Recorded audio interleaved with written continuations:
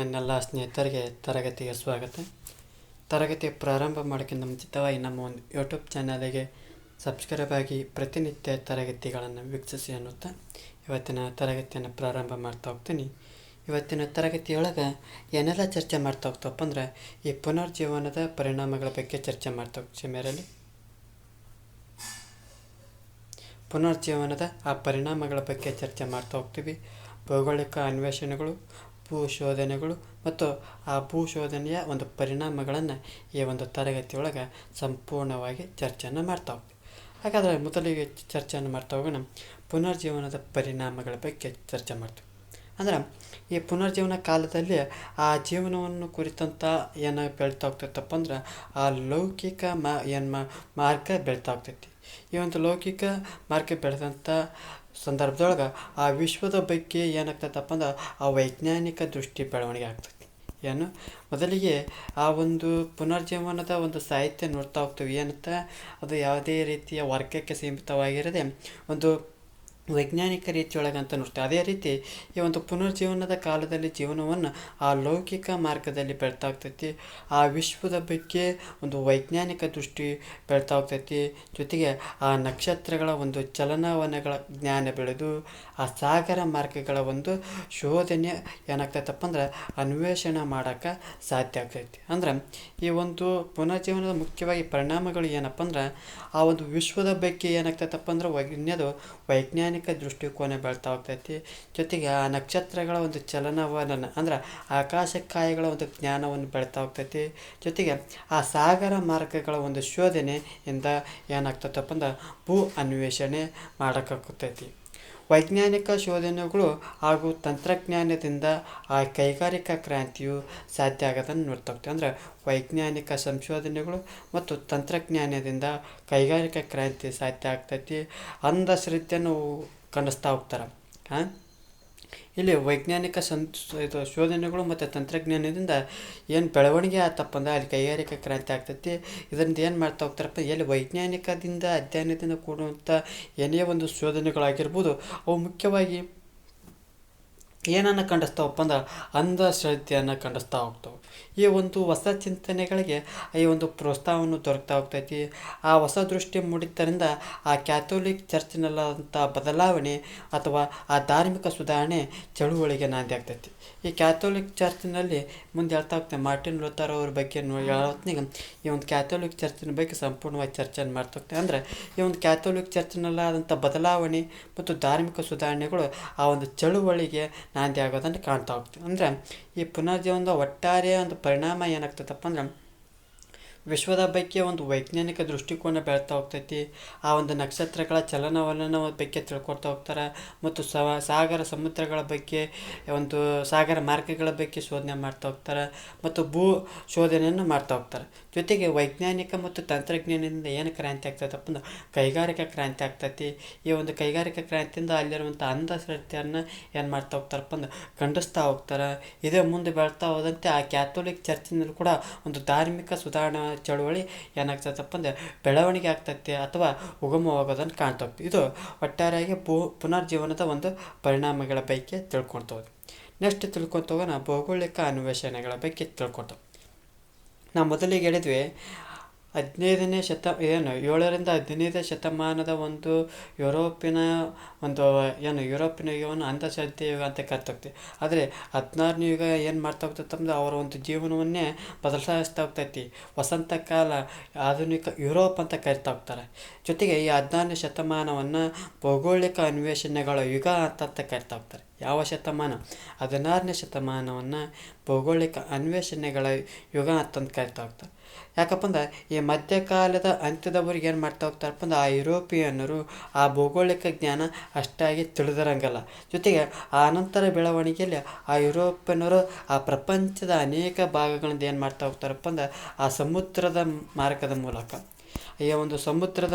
ಮೂಲಕ ಕಂಡಿಡ್ತಾ ಹೋಗ್ತಾರೆ.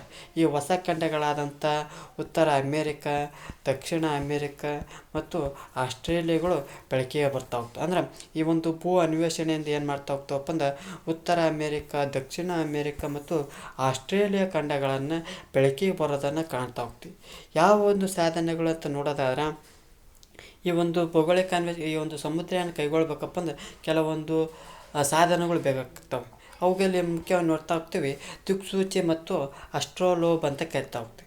ಈ ದಿಕ್ಸೂಚಿ ಅಂದರೆ ಏನಪ್ಪ ಅಂದ್ರೆ ಆ ನಾವಿಕರುಗಳು ತಲುಪಬೇಕಾದ ಪ್ರದೇಶದ ಒಂದು ದಿಕ್ಕನ್ನು ತಿಳಿಯಲು ಉಪಯೋಗಿಸುವಂಥ ಸಾಧನ ಅಂತ ಕರಿತಾ ಹೋಗ್ತೀವಿ. ಅಂದ್ರೆ ಈಗ ಏನು ಸಮುದ್ರದ ಯಾನದಲ್ಲಿ ಪ್ರಯಾಣಿಕರಿಗೆ ಅಂತ ಕರಿತಾವಪ್ಪ ಅಂದ್ರೆ ನಾವಿಕರು ಅಂತ ಆ ನಾವಿಕರುಗಳು ತಲುಪಬೇಕಾದಂಥ ಪ್ರದೇಶದ ದಿಕ್ಕನ್ನು ತಿಳಿಯುವಂಥ ಉಪಯೋಗಿಸುವ ಸಾಧನವನ್ನು ಯಾವ್ದು ಬಳಸ್ತಾವಪ್ಪ ಅಂದ್ರೆ ದಿಕ್ಸೂಚಿಯನ್ನು ಬಳಸ್ತಾ ಹೋಗ್ತೀವಿ.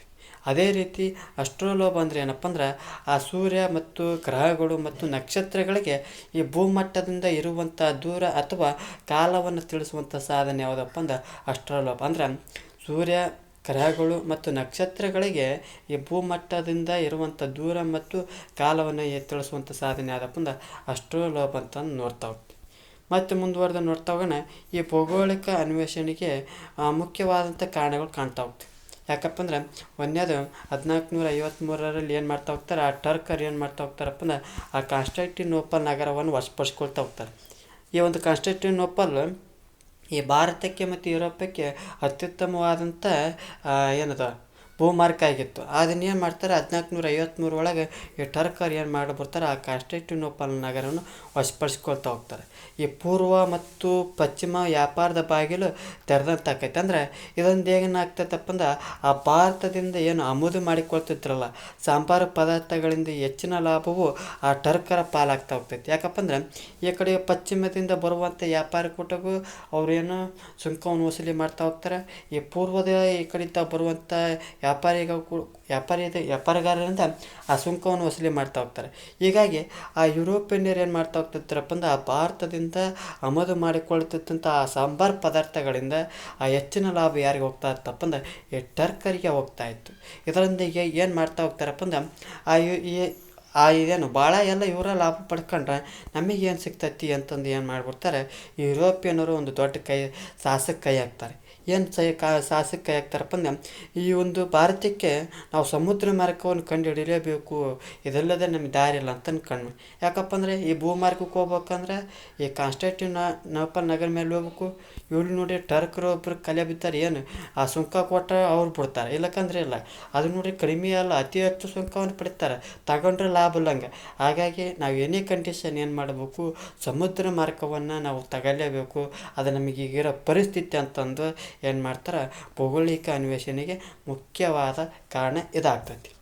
ಮತ್ತೆ ಮುಂದುವರೆದು ನೋಡ್ತಾ ಹೋಗೋಣ, ಈ ಸ್ಪೇನ್, ಪೋರ್ಚುಗಲ್ ದೇಶಗಳು ಆ ಸಾಗರ ವ್ಯಾಪಾರಿಗಳಾದಂಥ ಅರಬ್ಬರ ವಿರುದ್ಧ ಸ್ಪರ್ಧಿಸಲು ಇಚ್ಛೆ ಹೊಂದಿತು. ಅಂದರೆ ಈ ಸ್ಪೇನ್ ದೇಶ ಮತ್ತು ಈ ಪೋರ್ಚುಗಲ್ ದೇಶ ಏನು ಮಾಡ್ತಾ ಹೋಗ್ತಪ್ಪ ಅಂದ್ರೆ ಆ ಸಾಗರ ವ್ಯಾಪಾರಿಗಳಾದಂಥ ಅರಬ್ಬರ ವಿರುದ್ಧ ಏನು ಮಾಡ್ಬೇಕಪ್ಪ ಅಂದ್ರೆ ಪ್ರತಿಸ್ಪರ್ಧಿಯಾಗಿ ಏನದ ಅವರಿಗಿಂತ ನಾವು ಮೇಲೆ ಅನ್ನಂಗೆ ಏನು ಮಾಡಬೇಕು, ಸ್ಪರ್ಧಿಸ್ಬೇಕಂತಂದು ಯಾರ ವಿರುದ್ಧ, ಅರಬ್ಬರ ವಿರುದ್ಧ ಸ್ಪರ್ಧಿಸಲು ಏನು ಮಾಡ್ತಾ ಹೋಗ್ತಾರೆ, ಈ ಸ್ಪೇನ್ ದೇಶ ಮತ್ತು ಈ ಪೋರ್ಚುಗಲ್ ದೇಶಗಳು ಈ ಒಂದು ಅರಬ್ಬರ ವಿರುದ್ಧ ಸ್ಪರ್ಧಿಸಲು ಬಹು ಇಚ್ಛೆ ಇರೋದನ್ನು ಕಾಣ್ತಾ ಹೋಗ್ತೀವಿ.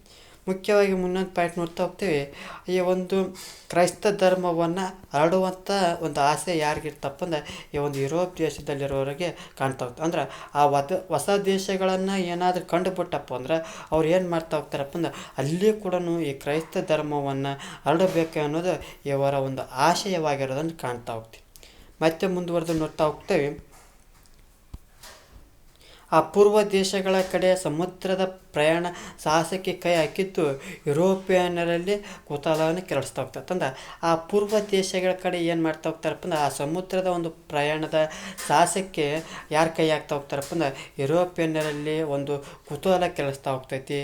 ಅಷ್ಟರಲ್ಲಿ ಆ ನಾವಿಕರ ದಿಕ್ಸೂಚಿ, ಅಸ್ಟ್ರೋಲೋಬ್ ಉಪಕರಣಗಳು, ನಕ್ಷೆಗಳು, ಭೂಪಟಗಳು ಆ ನಾವಿಕರಿಗೆ ಆ ಸಮುದ್ರದಲ್ಲಿ ಸಂಚರಿಸಲು ಸಹಾಯ ಆಗ್ತಾಯಿತ್ತು. ಅಂದ್ರೆ ಈ ದಿಕ್ಸೂಚಿ ಹೇಳಿದೆ ಎಲ್ಲಿ ನಾವು ತಲುಪಬೇಕು ಅನ್ನೋದು ತಿಳಿಸ್ತಾ ಹೋಗ್ತೈತಿ.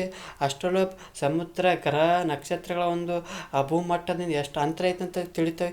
ಜೊತೆಗೆ ನಕ್ಷೆಗಳು ಮತ್ತು ಭೂಪಟಗಳು ಇವು ನಾವಿಕರಿಗೆ ಏನು ಮಾಡ್ತಾ ಹೋಗ್ತಪ್ಪ ಅಂದ್ರೆ ಆ ಸಮುದ್ರದಲ್ಲಿ ಸಂಚರಿಸೋಕೆ ಸಹಾಯವನ್ನು ಕಾಣ್ತಾ ಹೋಗ್ತೀವಿ. ಆ ಯುರೋಪಿಯನ್ನರು ಆ ಲಾಭ ಗಳಿಸಲು ಚೀನಾದ ಒಂದು ಚಿನ್ನ ಫಲವತ್ತಾದತ್ತೆಂದು ನಂಬಿದ್ರು. ಅಂದ್ರೆ ಈ ಒಂದು ಯುರೋಪಿನ ಒಂದು ನಂಬಿಕೆ ಇತ್ತು, ಇನ್ನೂ ಲಾಭ ಗಳಿಸ್ಬೇಕಪ್ಪ ಅಂದ್ರೆ ಆ ಒಂದು ಚಿನ್ನವು ಫಲವತ್ತಾದ ಒಂದು ಚಿನ್ನ ದೇಶ ಒಂದು ಫಲವತ್ತಾಗಿರ್ಬೇಕಂತಂದು ನಂಬಿದ್ರು. ಯಾರು? ಯುರೋಪಿಯನ್.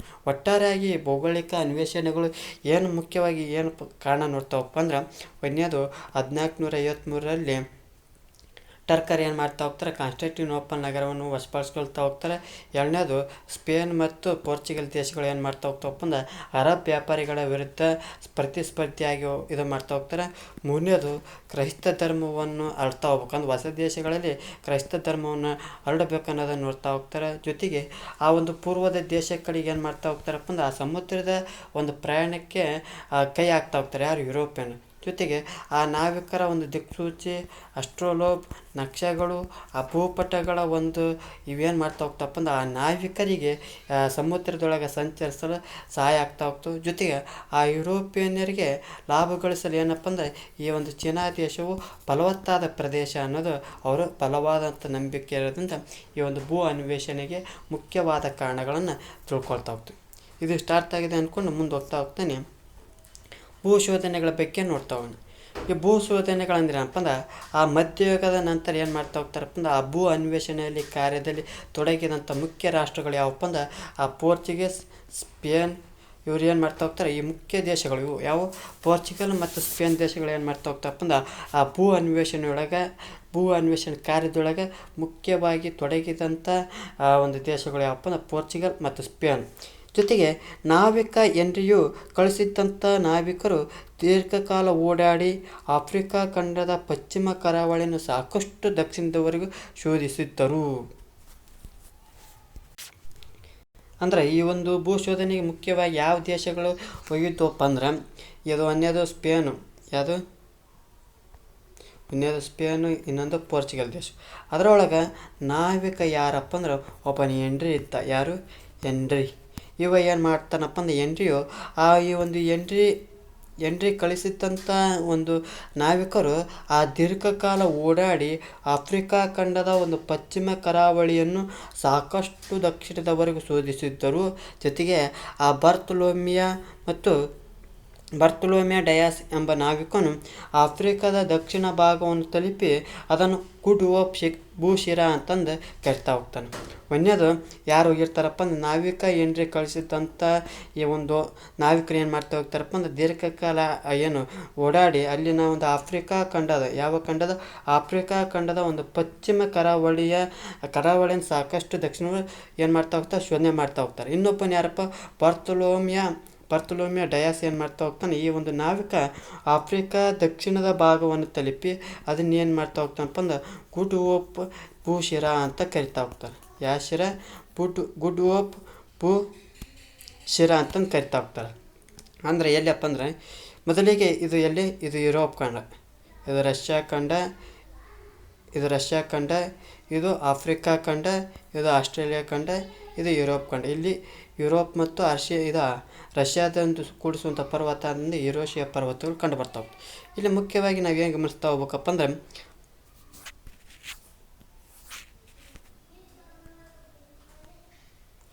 ಈ ಒಂದು ಯುರೋಪ್ ಖಂಡದ ಮೂಲಕ ಏನು ಮಾಡ್ತಾ ಹೋಗ್ತಾರಪ್ಪ ಅಂದ್ರೆ ಇಲ್ಲಿದ್ದ ಏನು ಮಾಡ್ತಾ ಹೋಗ್ತಾರೆ, ಇಲ್ಲೆಲ್ಲ ಪಶ್ಚಿಮದ ಒಂದು ಯಾರು ನಾವಿಕ ಹೆನ್ರಿ ಏನು ಮಾಡ್ತಾನೆ, ಈ ಪಶ್ಚಿಮದ ಕರಾವಳಿ ತೀರನ್ನು ಏನು ಮಾಡ್ತಾ ಹೋಗ್ತಾನೆ, ಮೊದಲಿಗೆ ಏನು ಮಾಡ್ತಾ ಹೋಗ್ತಾನೆ ಓಡಾಡಿ ಅದೊಂದು ಪ್ರದೇಶಗಳು ಮಾಡ್ತಾ ಹೋಗ್ತಾನೆ. ಆದರೆ ನಂತರದಲ್ಲಿ ಯಾರು ಬರ್ತುಲೋಮಿಯ ಡಯಾಸ್ ಏನು ಮಾಡ್ತಾ ಹೋಗ್ತಾನೆ, ಅದೇ ಏನು ಇವ್ರು ಯಾರು ಹೆನ್ರಿ ಹೋಯ್ತಲ್ಲ ಅದೇ ದಾರಿ ಹಿಡ್ಕೊಂಬಂದು ಎಲ್ಲಿ ಬರ್ತಾನೆ, ಇಲ್ಲಿ ಬರ್ತಾನೆ. ಈ ಒಂದು ದಕ್ಷಿಣ ಆಫ್ರಿಕಾದ ಒಂದು ಭೂತುದಿಯನ್ನು ಒತ್ತಿ ಏನು ಹೇಳ್ತಾನೆ, ಇದು ಗುಡ್ ಹೋಪ್ ಭೂಶಿರಾ ಅಂತಂದು ಕರಿತಾ ಹೋಗ್ತಾನೆ. ಯಾರು? ಬಾರ್ತುಲೋಮ್ ಡಯಾಸ್.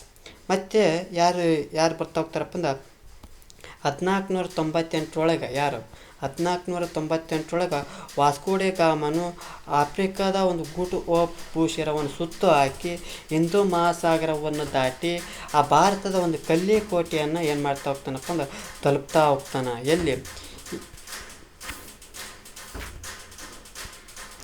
1498 ಏನು ಮಾಡ್ತಾ ಹೋಗ್ತಾನೋ ವಾಸ್ಕೋ ಡ ಗಾಮನು ಏನು ಬಾರ್ತುಲೋಮಿಯ ಡಯಾಸ್ ಏನು ಮಾಡಿರ್ತಾನೆ, ಈ ಒಂದು ಭೂಶಿರಾಕ್ಕೆ ತಲುಪಿರ್ತಾನೆ.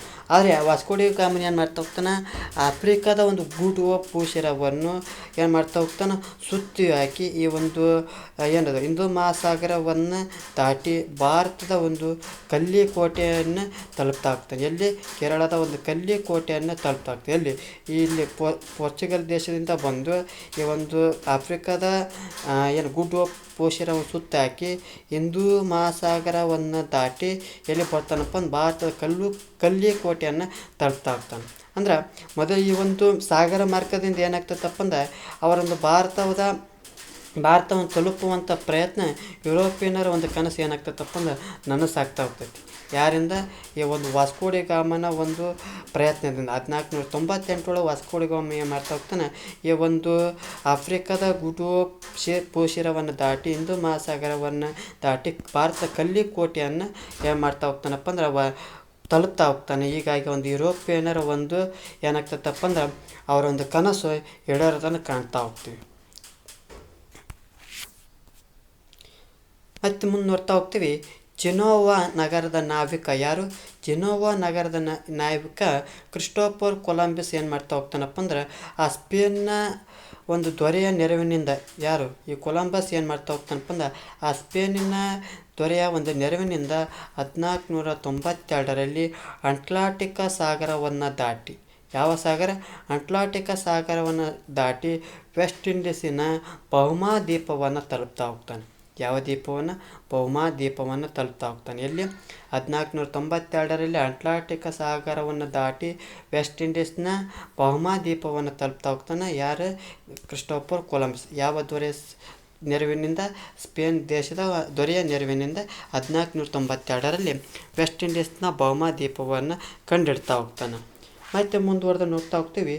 ಪೋರ್ಚುಗೀಸರ ಒಂದು ಗಬ್ರಾಲ್ 1500 ಏನು ಮಾಡ್ತಾ ಹೋಗ್ತಾರಪ್ಪ ಅಂದ್ರೆ ಬ್ರೆಜಿಲ್ ತಲುಪ್ತಾ ಹೋಗ್ತಾರೆ. ಬಲ್ಬೋವಾ ಪನಾಮ ಜಲಸಂಧಿ ಬಳಿ ಬೆಟ್ಟವೊಂದನ್ನು ಏರಿ ಪಶ್ಚಿಮಕ್ಕೆ ವಿಶಾಲ ಸಾಗರವನ್ನು ಕಂಡುಹಿಡಿತಾ ಹೋಗ್ತಾರೆ. ಇದೇ ಈ ಒಂದು ಪೆಸಿಫಿಕ್ ಸಾಗರ ಅಂತಂದು ಕರಿತಾ ಹೋಗ್ತಾರೆ. ಏನು ಮಾಡ್ತಾ ಹೋಗ್ತಾರೆ? ಆ ಪೋರ್ಚುಗೀಸರ ಗಾಬ್ರಾಲ್ 1500 ಒಳಗೆ ಏನು ಮಾಡ್ತಾ ಹೋಗ್ತಾನೆ, ಬ್ರೆಜಿಲ್ ತಲುಪಿದರೆ ಆ ಬಲ್ಬೋವಾ ಪನಾಮ ಜಲಸಂಧಿಯಲ್ಲಿ ಬರ್ತೈತಿ. ಆ ಉತ್ತರ ಅಮೇರಿಕ ಮತ್ತು ದಕ್ಷಿಣ ಅಮೇರಿಕನ್ನ ಆ ಕೂಡಿಸುವಂಥ ಜಲಸಂಧಿ ಯಾವುದಪ್ಪ ಅಂದ್ರೆ ಪನಾಮ ಜಲಸಂಧಿ ಅಂತ ಕರಿತಾ ಹೋಗ್ತೀವಿ. ಆ ಪನಾಮ ಯಾರು? ಬಲ್ಬೋವಾ ಏನು ಮಾಡ್ತಾ ಆ ಪನಾಮ ಜಲಸಂಧಿ ಬಳಿ ಆ ಬೆಟ್ಟವೊಂದನ್ನು ಏರಿ ಆ ಪಶ್ಚಿಮಕ್ಕೆ ವಿಶಾಲ ಸಾಗರವನ್ನು ಕಂಡುಹಿಡ್ತಾ ಹೋಗ್ತಾನೆ. ಅದು ಯಾವ ಸಾಗರಪ್ಪ ಅಂದ್ರೆ ಪೆಸಿಫಿಕ್ ಸಾಗರ, ಶಾಂತ ಸಾಗರ, ಆಳವಾದ ಸಾಗರ ಮತ್ತು ವಿಶಾಲವಾದ ಸಾಗರ ಅಂತಂದು ಕರಿತಾ ಹೋಗ್ತೀವಿ. ಜೊತೆಗೆ ಇನ್ನೊಬ್ಬ ಪೋರ್ಚುಗೀಸ್ ನಾವಿಕರು ಫರ್ಡಿನಾಂಡ್ ಮೆಗಲಾನ್. ಯಾರುವ? ಫರ್ಡಿನಾಂಡ್ ಮೆಗಲಾನ್ ಪೋರ್ಚುಗೀಸ್ ದೇಶದ ನಾವಿಕ. ಈತ ಏನು ಮಾಡ್ತಾನಪ್ಪ ಅಂದ್ರೆ 5 ತಿಂಗಳ ಕಾಲ ಪ್ರಯಾಣಿಸಿ 1520 ದಕ್ಷಿಣ ಅಮೇರಿಕವನ್ನು ತಲುಪ್ತಾ ಹೋಗ್ತಾನೆ. ಅಲ್ಲಿಂದ ಹಿಂದೂ ಮಹಾಸಾಗರದ ಮೂಲಕ ಫಿಲಿಪೈನ್ಸನ್ನು ತಲುಪಿ ಒಂದು ಹಡಗು ಇಂದಿನ ಇಂಡೋನೇಷ್ಯಾ ದ್ವೀಪಗಳ ಮಧ್ಯದಲ್ಲಿ ಸಾಗಿ ಭೂಮಿಯ ಒಂದು ಪ್ರಥಮ ಪ್ರದಕ್ಷಿಣೆ ಹಾಕಿ ಕೇಪ್ ಆಫ್ ಗುಡ್ ಹೋಪ್ ಅಂತ ಮಾರ್ಗವಾಗಿ ಸ್ಪೇನಿಗೆ ತಲುಪ್ತಾ ಹೋಗ್ತಾನೆ. ಅಂದ್ರೆ ಇಲ್ಲಿ ಮುಖ್ಯವಾಗಿ ಯಾರು? ಪೋರ್ಚುಗೀಸ್ ದೇಶದ ಮೆಗಲಾನ್ ಏನು ಮಾಡ್ತಾ ಹೋಗ್ತಾನಪ್ಪ ಅಂದ್ರೆ ಎಷ್ಟು 5 ತಿಂಗಳ ಒಂದು ಕಾಲಾವಕಾಶ ತಗೊಂಡು 1520 ಏನು ಮಾಡ್ತಾ ಹೋಗ್ತಾನೆ, ಮೊದಲಿಗೆ ದಕ್ಷಿಣ ಅಮೇರಿಕವನ್ನು ತಲುಪ್ತಾ ಹೋಗ್ತಾನೆ. ಅಲ್ಲಿಂದ ಏನು ಮಾಡ್ತಾ ಹೋಗ್ತಾನೆ, ಹಿಂದೂ ಮಹಾಸಾಗರಕ್ಕೆ ಬರ್ತಾ ಹೋಗ್ತಾನೆ. ಹಿಂದೂ ಮಹಾಸಾಗರದ ಮೂಲಕ ಎಲ್ಲಿ ಹೋಗ್ತಾನಪ್ಪ ಅಂದ್ರೆ ಫಿಲಿಪೈನ್ಸಿಗೆ ಹೋಗ್ತಾನೆ.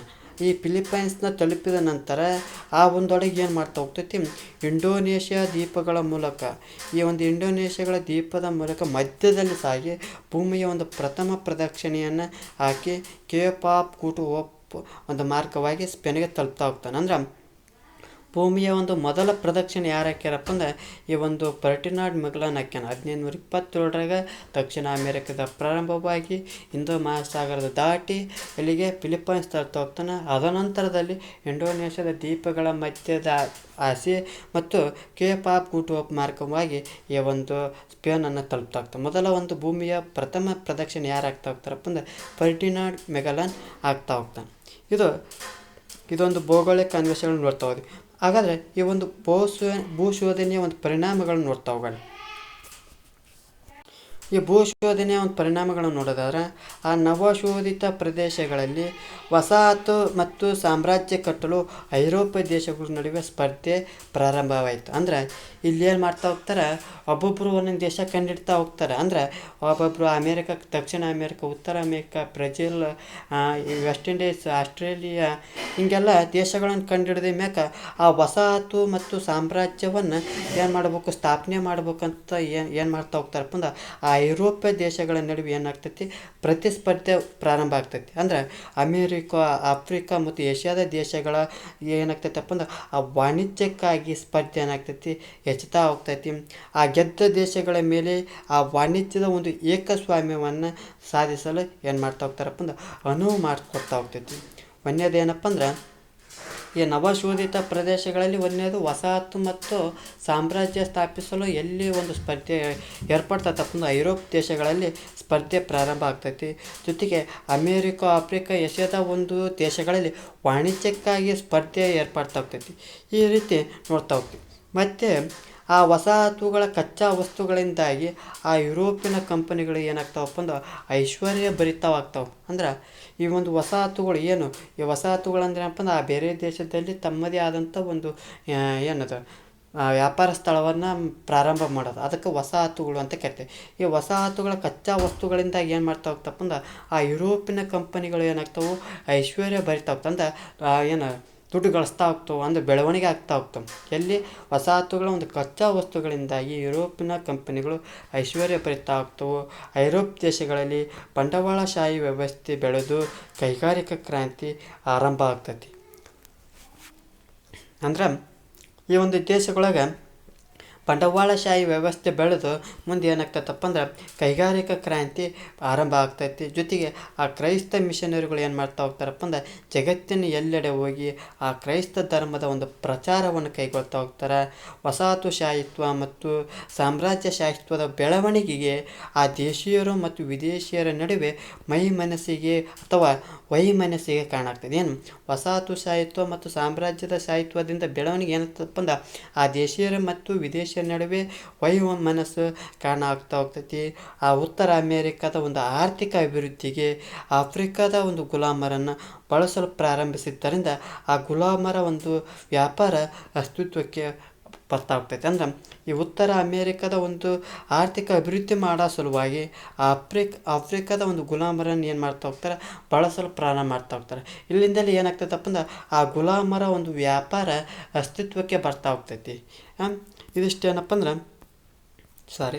ಇದಿಷ್ಟೇನಪ್ಪ ಅಂದ್ರೆ ಇವತ್ತಿನ ತರಗತಿಯೊಳಗೆ ಏನು ಮಾಡ್ತಾ ಹೋದಪ್ಪ ಅಂದ್ರೆ ಪುನರ್ಜೀವನ ಪರಿಣಾಮಗಳು, ಅನ್ವೇಷಣೆಗಳು, ಭೂಶೋಧನೆಗಳು ಮತ್ತು ಆ ಭೂಶೋಧನೆ ಒಂದು ಪರಿಣಾಮಗಳ ಬಗ್ಗೆ ಸಮಗ್ರವಾಗಿ ತಿಳ್ಕೊಂಡು ಈ ಒಂದು ತರಗತಿ ಎಷ್ಟಾದ ನಮ್ಮ ಒಂದು ಯೂಟ್ಯೂಬ್ ಚಾನಲಿಗೆ ಸಬ್ಸ್ಕ್ರೈಬ್ ಆಗಿ, ಜೊತೆಗೆ ಈ ಒಂದು ತರಗತಿ ಎಷ್ಟ ಲೈಕ್ ಮಾಡಿ, ಎಲ್ಲದಿದ್ದರೆ ಡಿಸ್ಲೈಕ್ ಮಾಡಿ, ಏನಾದರೂ ದೋಷಗಳು ಮತ್ತು ನಿಮ್ಮ ಒಂದು ಅಭಿಪ್ರಾಯಗಳನ್ನು ಕಮೆಂಟ್ ಬಾಕ್ಸ್ನ ಮೂಲಕ ತಿಳಿಸಿ ಅನ್ನುತ್ತಾ ಈ ಒಂದು ತರಗತಿಯನ್ನು ಮುಗಿಸ್ತಾ ಇದ್ದೀನಿ. ಎಲ್ಲರಿಗೂ ಧನ್ಯವಾದಗಳು.